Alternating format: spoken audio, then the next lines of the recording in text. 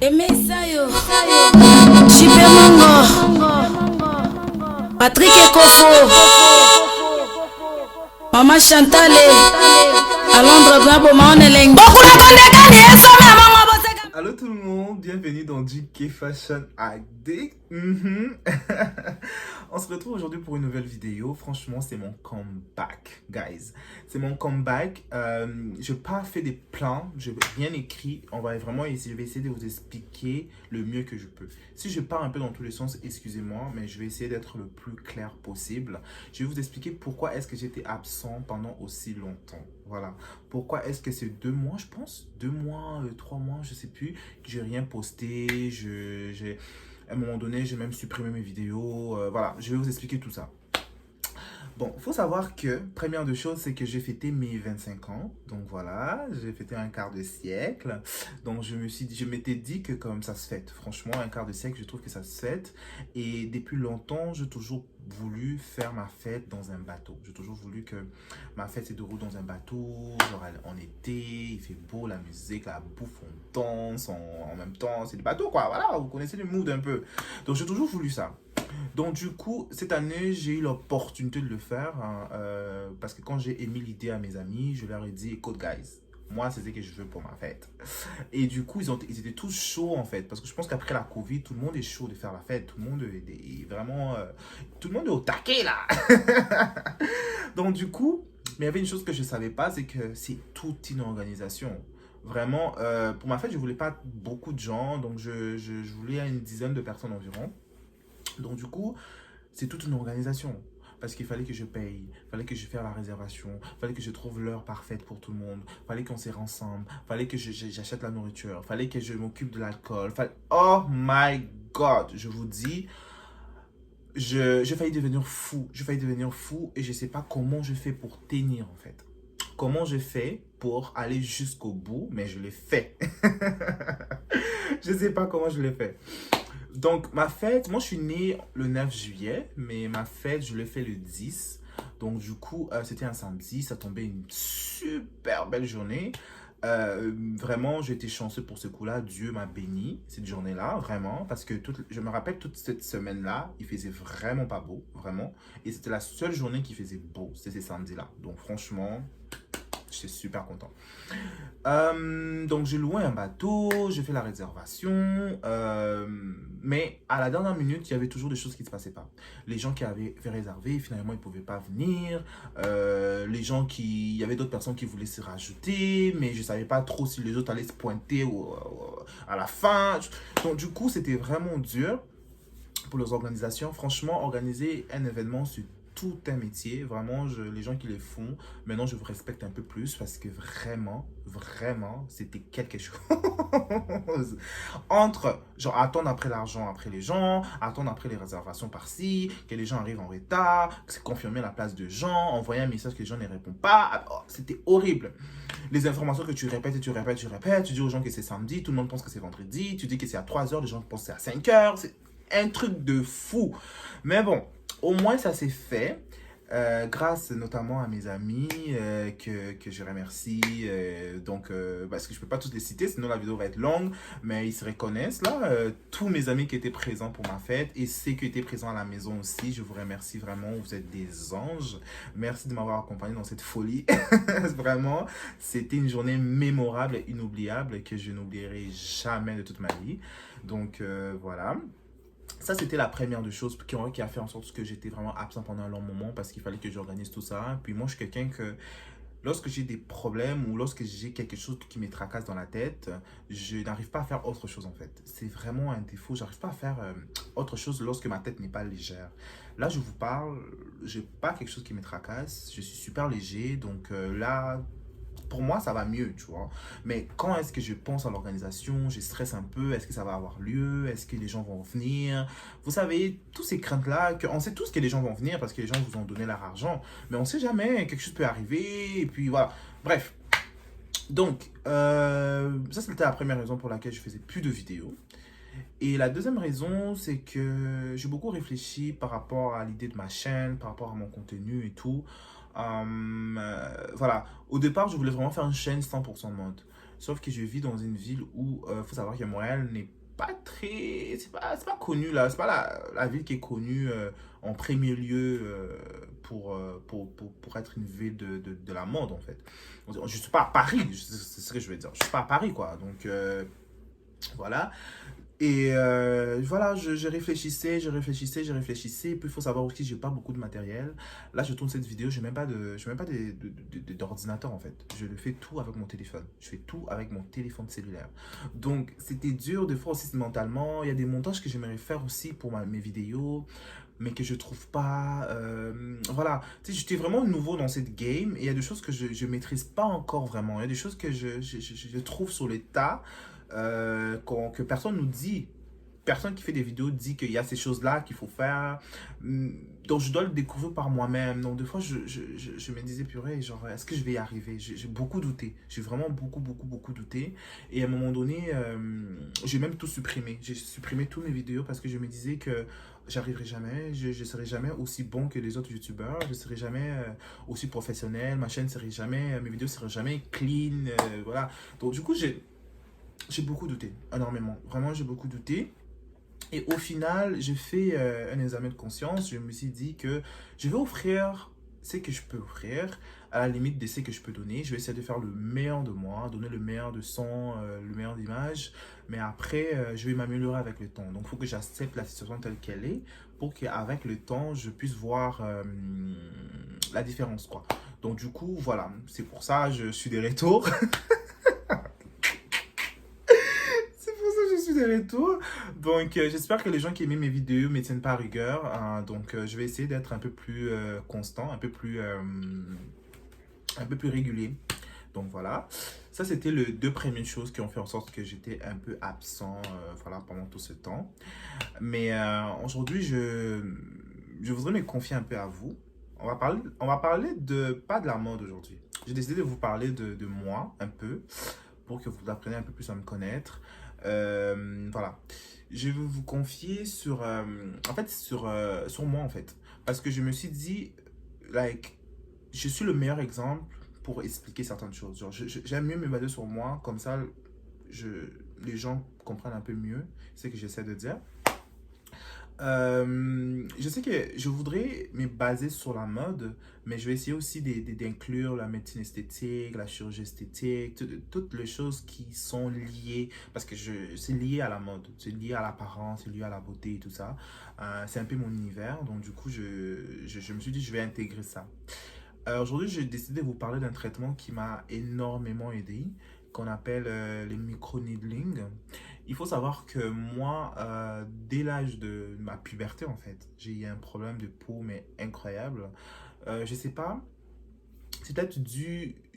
on m'a pas appris, peut-être que parce que j'ai pas été avec les gens qui m'ont appris comment est-ce que on se rase, le premier poil, les premiers boutons, faut pas l'éclater parce que sinon tu as des taches. Surtout que moi, j'ai une peau noire, donc du coup, c'est très difficile quand tu as une tache que ça puisse partir par la suite. Donc, j'ai eu un problème d'acné, puis un problème de peau incroyable. J'avais une peau qui était très sale. D'ailleurs, je me rappelle, hein, moi, les gens qui me croisaient, hein, la première chose qu'ils me disaient, pourquoi tu n'essayes pas le tondeuse hein, pour te raser et tout. Du coup, je comprenais directement ce qu'ils voulaient dire. Les gens voulaient dire, mec, change ta façon de te raser parce que là, je suis en train de massacrer ta peau. Alors que pas du tout, en fait. Alors que c'était devenu juste un problème récurrent, vu que j'avais des poils incarnés. Même si je me rase avec n'importe quoi, ma peau n'arrêtait pas de faire des boutons, de faire des problèmes, voilà.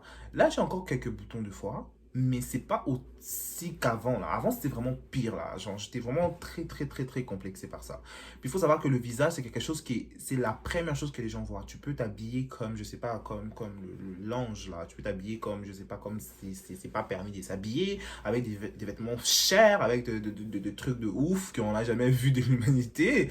Mais si ton visage est pas clean ou si voilà, tu as des boutons, voilà, tu te sens pas bien, bah ça paraît un peu, voilà, ça gâche un peu tout en fait. Donc du coup, moi, mon visage, je sais pas comment j'allais faire parce que la première chose que les gens voyaient, c'était mon visage quand ils me voyaient. Donc du coup, ça me donnait un mal-être tellement profond que j'ai essayé beaucoup de traitements, que ce soit de crème, que ce soit de produits, que ce soit des savons, franchement, rien ne fonctionnait vraiment. Des fois, j'avais vraiment de bons résultats, mais c'était momentané. Avec le temps, après, voilà, ça revenait toujours à la même chose. Donc du coup, j'ai découvert, une amie à moi m'a fait découvrir un traitement qu'on appelle le microneedling. C'est un traitement de piqûres qui font sur ton visage, des perforations de piqûres. Ça donne un électrochoc à ta peau, donc du coup la peau ne supporte pas et il régénère en fait. Ben, ça fait en sorte que quand tu as une nouvelle peau, ben, le tache disparaît de plus en plus. Mais il faut en faire plusieurs séances. C'est un traitement franchement qui a sauvé ma vie. Vraiment qui a changé ma vie. Vraiment c'est un traitement qui est vraiment incroyable. Vraiment j'adore faire ça. Je le fais toujours. C'est un traitement qui est conseillé de le faire à chaque 1 mois et demi environ. C'est des séances de 15 à 1 heure, tout dépendant de votre esthéticienne que vous trouvez. Puis les prix, c'est pas tant cher. Ça, pour le résultat en tout cas que j'ai eu, ça varie entre $100 et $200. Tout dépendant de l'esthéticien, tout dépend de sa popularité, tout dépendant de sa réputation aussi. Voilà, donc c'est un traitement vraiment qui est au début, ça fait un peu mal parce que comme c'est des perforations, c'est vraiment des aiguilles là, qui ont aiguilles. Qui sont en train de piquer là, c'est comme d'autres personnes qui ont fait de tatou m'ont dit c'est comme des tatous en fait. C'est quand tu te fais tatouer, c'est la même sensation un peu. C'est un peu désagréable. Donc du coup, c'est ça qui m'a beaucoup aidé. Et aussi le peeling. Je fais aussi un traitement de peeling avec des esthéticiennes à Montréal. Ça, on appelle ça, c'est pas la chirurgie. Hein. Ça, c'est vraiment la médecine esthétique. Médecine? Ouais, c'est la médecine esthétique. C'est vraiment les esthéticiennes. Genre, c'est pas des médecins, c'est des esthéticiennes que vous pouvez trouver sur Instagram, sur les réseaux sociaux, qui font ça en fait. Donc, pour les gens aussi qui voudraient améliorer leur peau, avoir une peau lisse, sans boutons, sans imperfections, ben, c'est des gens de traitements, voilà, que vous pouvez faire. Hein. Franchement, moi, je le conseille à tout le monde parce que moi, ça a changé ma vie. Aujourd'hui, je me regarde dans le miroir, je suis content de voir ce que je vois parce que c'était dur pour moi en fait. Les gens ne savaient pas à quel point j'avais un mal-être en fait. À quel point, pour vous dire à quel point j'avais un mal-être, j'ai acheté de l'acide, non pas de l'acide, j'ai acheté du peeling. Je me suis pilé toute seule à la maison et je me suis brûlé la face, je me suis brûlé le visage, vraiment, parce que je préférais avoir un visage brûlé qu'avoir un visage rempli de saleté, rempli de taches, de boutons, de tout ce que vous voulez. Moi, si j'ai touché un jour, j'ai commencé à mettre du fond de teint, c'est à cause ou grâce, je sais pas, de ça, de boutons, des taches, je ne pouvais plus. Là, il fallait que je les cache. Et là, je mettais des fonds de teint. Et je n'assumais pas que je mettais des fonds de teint parce que les gens me regardaient, tu as fait un fond de teint. Je suis comme, non, je n'ai pas mis un fond de teint. Mais oui, j'avais mis du fond de teint. Mais c'est juste parce que je ne voulais pas que les gens remarquent que... Je voulais pas que les gens me fassent de la remarque.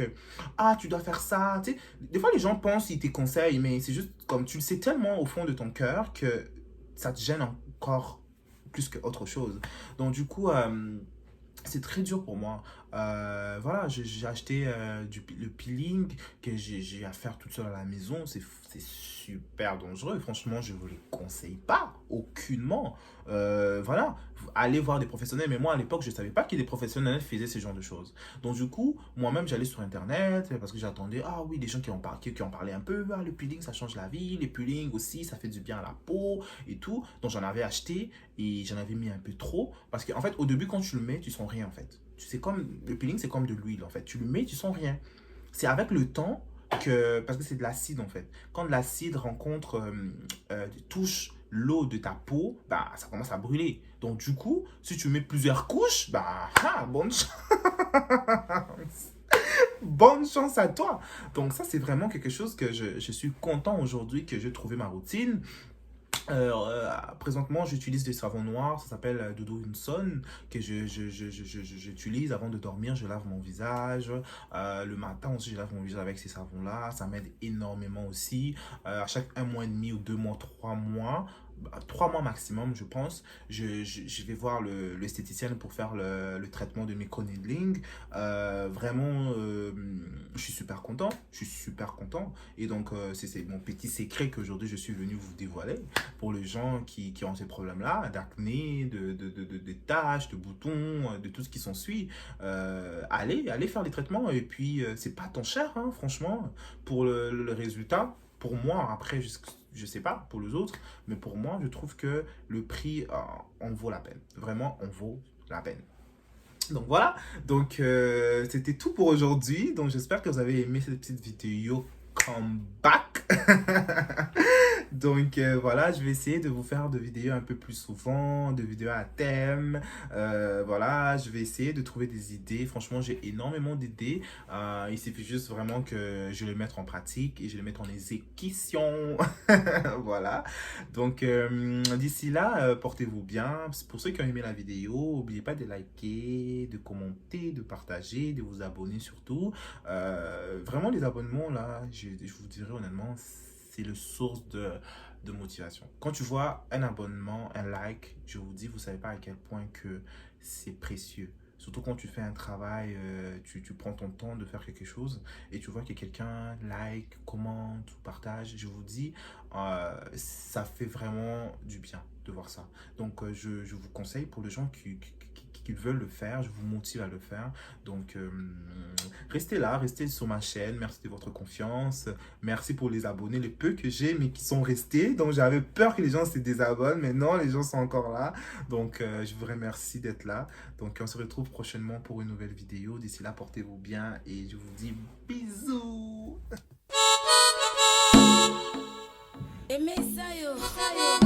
JP Mongo, Patrick Ekofo,